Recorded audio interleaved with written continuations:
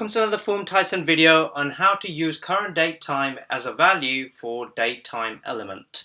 And this is where you can use the current date and current time as a pre-populated from Form Titan and insert it into Salesforce if needed. So I'll do this for date time element. So type in date time.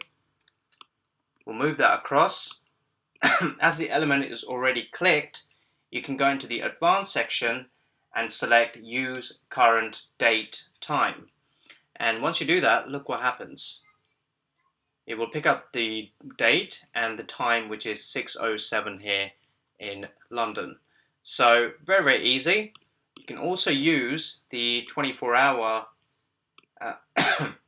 format as well, and it will do the same. So if we save it, preview it, there you go. It picks up the 24-hour format and the current date and time. So that's how easy it is.